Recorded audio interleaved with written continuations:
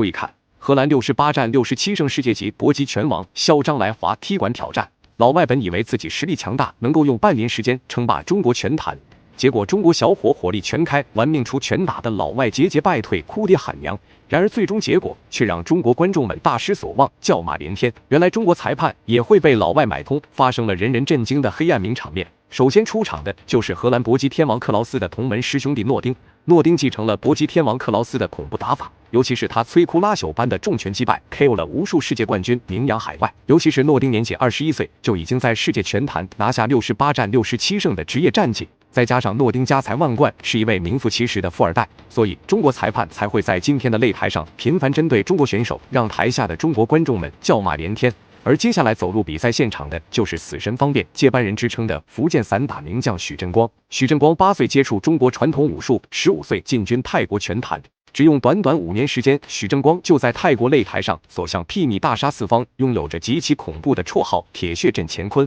回国之后的许振光勇敢进入武林风赛事，就是为了以自身强悍的实力暴揍外国选手，为国争光。可以说，这场比赛是许振光职业生涯唯一一次被自己人抹黑的职业战绩。好了，废话不多说，为了让更多中国人看到许振光的精彩表现，麻烦各位帅哥美女长按3秒点赞，小编祝各位早日赚到100万。随着裁判一声令下，比赛正式开始。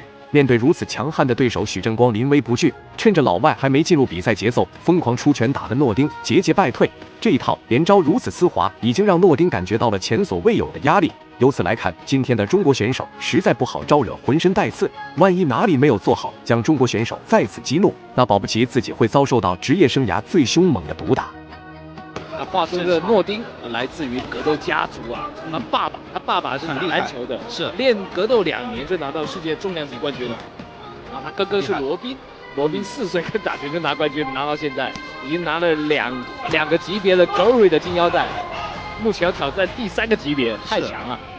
他的弟弟，其实刚开始上来的时候我还真没发现，真的像路人啊。对，那身材就是肥肥的，看不出来是练过了。但是一打起来，这个爆发力还是有。是。那他这个笼罩在这整个他们家族的一个光。看着诺丁的出拳，各位观众都能感觉到这力量究竟有多么恐怖。每次出拳都简直不是想要打出精准命中那么简单，而是谋足力气，想要一拳 KO 掉中国选手才肯甘心。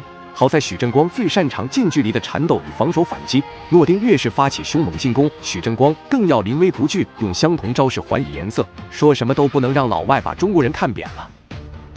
那今年开始可以好好在武林风这边发挥了，是就像接下来这样出场的王聪一样，是都是体制内的。对，哇，这个刚刚许振光啊，距离判断的非常好，是对方这个大摆拳距离够远，但是并没有命中。其实对方的就是靠着一个大摆拳，他打法漏洞有点多，但是他就在2位选手展开激烈拼拳阶段，诺丁恼羞成怒，打出2拳，然后迅速扭头走开。在场的所有人都不知道发生了什么事情，原来是许振光之前打出的肌腹拳起到了作用。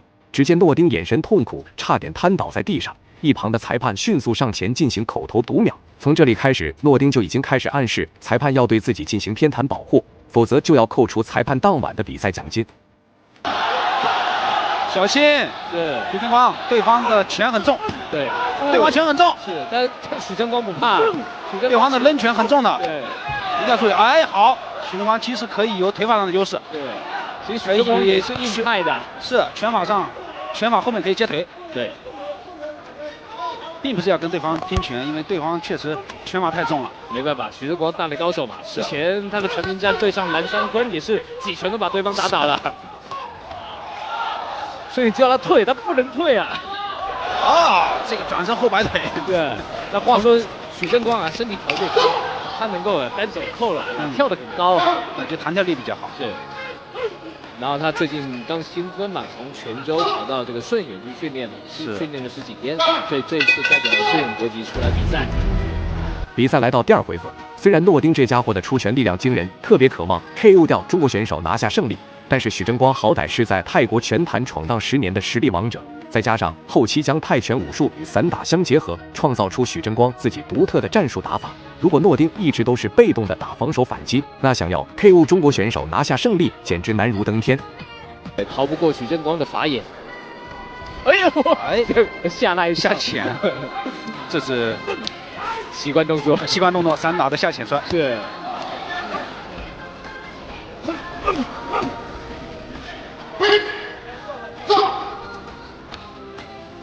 徐峥光还是要发挥这个散打的功底啊，飞线跳接，打看起来就不太习惯。对，打这个强点，是，打中远距离，打强点，不要跟对方去死拼拳。对。那话说这个诺丁他们家族啊，还有一个女生也是打了10连胜，都是非常能打的。格斗家族，对，格斗家族。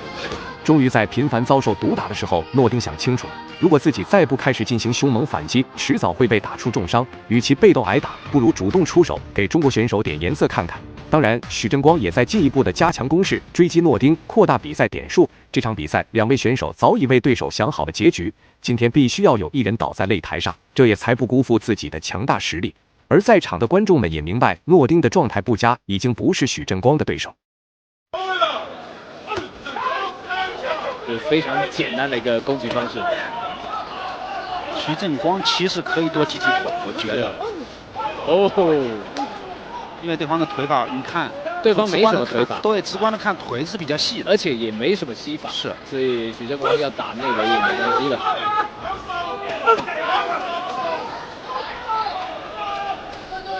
今天许峥光的腿用的也很少，两个人都在拼腿，可以多踢踢。是。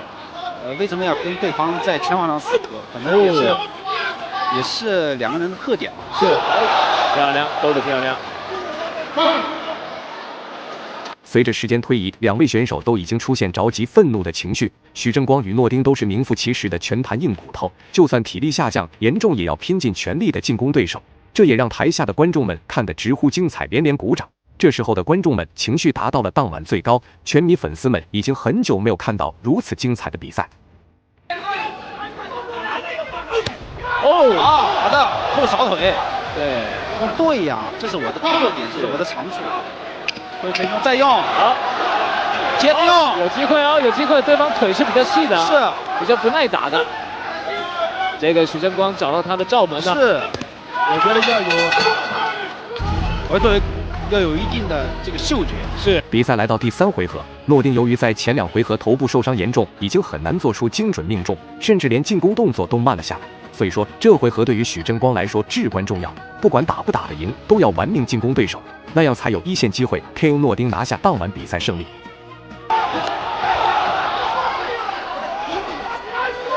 两个全都是比重的，对，今天棋逢对手，以拳法的这种渗透力是。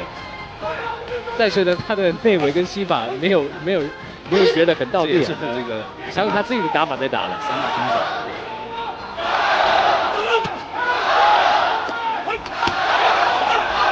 好，两个。这一次到这个他到顺远搏击啊，其实大概随着时间推移，诺丁也终于承认自己打不过中国选手，开始采取频繁搂抱的方式拖延比赛时间，那样自己的职业战绩起码不会输得太难看。而裁判却只是上前制止，并没有对诺丁做出口头警告。一些眼睛雪亮的观众都开始小声议论，裁判是不是有点太偏袒保护了？如果这都不做出制止，只会加剧诺丁的耍赖情绪。对方真的很强的，对方你看，刚才确实是拳法受伤了，是，而且并没有影响到他自己。对，他已经做好决心了，打完去医院了。因为我记得有一个选手有一场比赛啊，打完之后才发现他的拳背这边断了好几节啊，那个已经没办法打。搂抱加了一点，哇，这一点真的是打回来，这一局至少要拿下，才能把这一个点拿回来。这有点冤枉啊！是。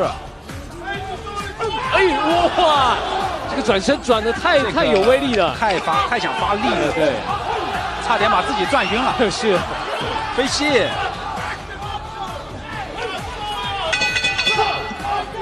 两个人力气都很大，是。最后公布比赛结果，根据评审一致判定，诺丁通过比分优势拿下最终胜利。许峥光满脸的不服气，却只能坦然接受现实。原来打比赛不光要有出色的实力，还有一定的财力，才能在比赛中脱颖而出。大家认为许峥光本场比赛表现如何呢？欢迎在评论区留言讨论，我们下期再见。